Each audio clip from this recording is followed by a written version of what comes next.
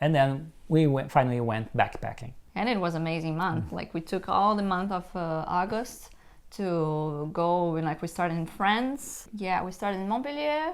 It's an amazing city, so cute, very nice. Then we went up to Lyon. Then we went to Dijon. Then after that we went up a little bit further north in France, Strasbourg, the border of France and Germany. And that was our plan because trains in France, they're not as affordable. Yeah. Again, we didn't plan. We didn't plan, we just decided to go with the flow. Yeah. But then once we arrived in Germany, we realized that the trains there, they were so cheap. Instead of finishing our backpacking in Strasbourg, when we saw that, let's go to Baden-Baden. Never heard of that city before. Let's go. They say it's beautiful. And then we went. You went there. And then we were like, okay, let's stretch a little bit, go to Stuttgart. Right? Boom. Then we went to Stuttgart. And then we went like, okay, but you're almost like, I know it's far, but still it's so cheap to go to Berlin. And I, like as an architect again, like I always wanted to know Berlin. I was like, okay, let's go. And then, we went to Berlin. And then you're like, okay, but Czech Republic is just like around the corner. Like, why not? It's an overnight train, Yeah. Why not? Give it a shot. Yeah. Okay, pretty affordable. And actually, like Prague in Czech Republic, it's so affordable. Like everything, it's so cheap. Like the beer is amazing.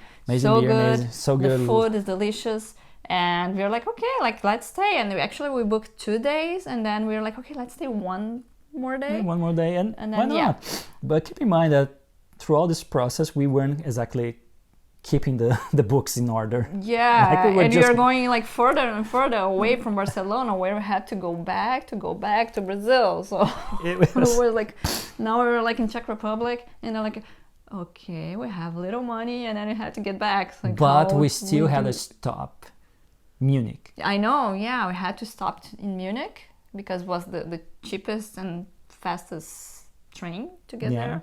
And then we went to Munich. Then to Munich we went again to Strasbourg because it was the only way to cross to France. And then to Strasbourg, and then to get to Barcelona was like a huge stretch. We were almost crossing the entire France.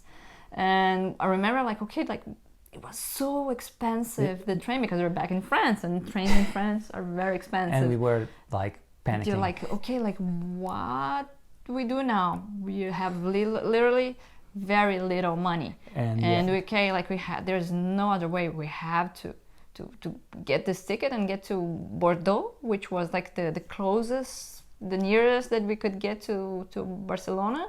Yes. And then from there we had to take a bus because it was the cheapest option to get back to Barcelona. And once we got in Barcelona, we had to take another train to our friend's city, where they lived. Because they live like in the suburbs of Barcelona. And I do remember that we arrived around like 5 a.m. from Bordeaux. Yeah.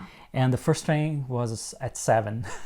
And I remember that we had like what, 10 euros left in our wallet, and that was it. We stretched it the max that we could. Yeah, we stretched it really thin. And after that, we stayed at our friend's place. We still tried to apply for some jobs, even in England, where we knew some people, and they were like, oh, but do you have a visa? Did you apply for this? Did you try that? And no time, and taking a plane next week. But that was a great lesson for us. Like, I think like the main thing here is just like to plan ahead. If you wanted to move abroad, if you wanted to stay in that place, you have to plan, organize yourself, True.